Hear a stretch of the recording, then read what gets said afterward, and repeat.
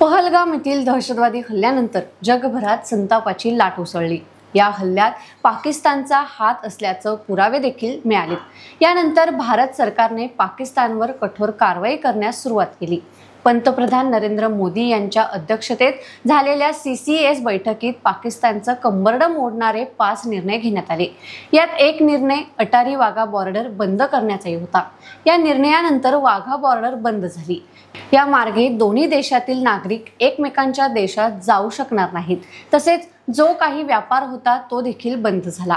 पण भारत आणि पाकिस्तान यांच्यातील व्यापारी संबंधांचा इतिहास हा राजकीय तणाव आणि सांस्कृतिक जोडणी यांचा एक अनोखा संगम आहे। पण हे सगळं जरी असलं तरी हे दोन्ही देश एकमेकांना बऱ्याच वस्तू विकतात।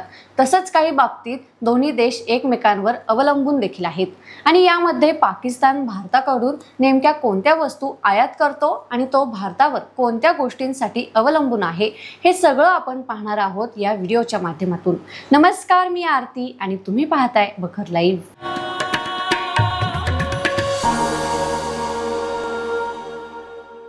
भारत आणि पाकिस्तान यांच्यातील व्यापारी संबंधांचा इतिहास 1947च्या फाळणीनंतर सुरू झाला।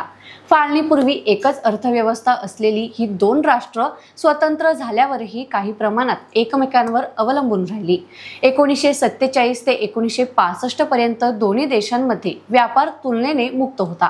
पण 1965 आणि 1971च्या युद्धांमुळे व्यापारी संबंधांवर मोठा परिणाम झाला।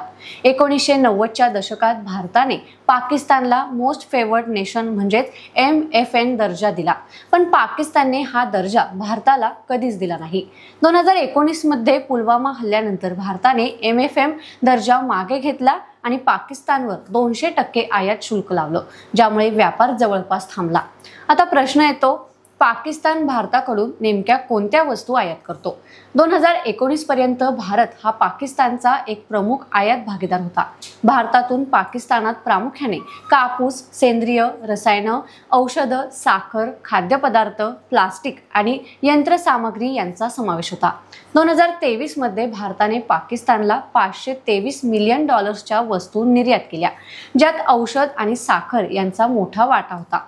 विशेषतः औषधांच्या बाबतीत पाकिस्तान भारतावर बऱ्यापैकी अवलंबून आहे, कारण भारताची फार्मास्युटिकल इंडस्ट्री जगभरात प्रसिद्ध आहे आणि ती स्वस्तात उच्च दर्जाची औषधं पुरवते।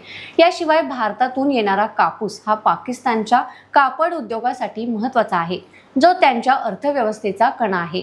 पाकिस्तान भारतावर कोणत्या गोष्टींसाठी अवलंबून आहे तर औषधांशिवाय पाकिस्तानला भारतातून रसायनं, खाद्यतेल आणि काही यंत्रसामग्रीसाठी अवलंबून राहावं लागतं। भारतातून येणारी साखर आणि खाद्यपदार्थ पाकिस्तानच्या स्थानिक गरजा पूर्ण करण्यासाठी महत्त्वाचे आहेत। याशिवाय भारताची ऊर्जा क्षेत्रातील प्रगती आणि काही तांत्रिक उपकरणं यांचाही पाकिस्तानला आधार आहे।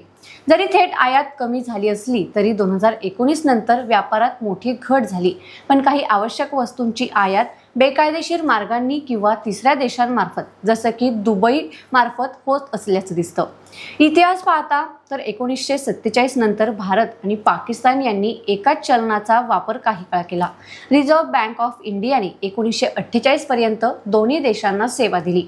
विभाजनानंतरच्या करारानुसार पाकिस्तानला ब्रिटिश भारताच्या 17.5% मालमत्तेचा वाटा मिळाला, ज्यात 75 कोटी रुपये रोख रक्कम होती। पण काश्मीर विवादामुळे भारताने 55 कोटींची रक्कम रोखली, ज्यामुळे तणाव वाढला। या आर्थिक आणि राजकीय तणावाचा परिणाम व्यापारावरही झाला। सध्याच्या परिस्थितीत भारत पाकिस्तानात व्यापार जवळपास थांबलाय। 2019 मध्ये पाकिस्तानने भारतासोबत सर्व व्यापार बंद केल्याची घोषणा केली, पण औषधांसारख्या काही आवश्यक वस्तूंची आयात अद्याप सुरू आहे। उदाहरणार्थ, भारतातून येणारी लस आणि जेनेरिक औषधं पाकिस्तानच्या आरोग्य यंत्रणेसाठी अत्यावश्यक आहेत। याशिवाय भारतातून काही कच्चा माल आणि रसायनं अप्रत्यक्षपणे पाकिस्तानात पोहोचतात। पाकिस्तानच्या कापड उद्योगाला भारतीय कापसाची गरज आहे, पण थेट आयात बंद असल्याने ते इतर देशांमार्फत मागवतात, ज्यामुळे खर्च वाढतो। या सगळ्यातून एक गोष्ट स्पष्ट होते, भारत आणि पाकिस्तान यांच्यातील व्यापारी संबंध हे केवळ आर्थिक नाहीत, तर त्यात राजकीय आणि ऐतिहासिक परिणामही आहेत। भारताची प्रगत अर्थव्यवस्था आणि उत्पादन क्षमता यामुळे पाकिस्तानला काही गोष्टींसाठी भारतावर अवलंबून राहावं लागतं, पण राजकीय तणावामुळे हा व्यापार मर्यादित आहे। भविष्यात जर दोन्ही देशांमधील संबंध सुधारले तर व्यापार वाढण्याची शक्यता आहे, ज्याचा फायदा दोन्ही देशांच्या अर्थव्यवस्थांना होऊ शकतो। तुम्हाला हा व्हिडिओ कसा वाटला? तुमच्या प्रतिक्रिया कमेंट्समध्ये नक्की कळवा आणि हा व्हिडिओ आवडला असेल तर लाईक करा, शेअर करा आणि बखर लाईव्हला सबस्क्राईब करायला विसरू नका। धन्यवाद।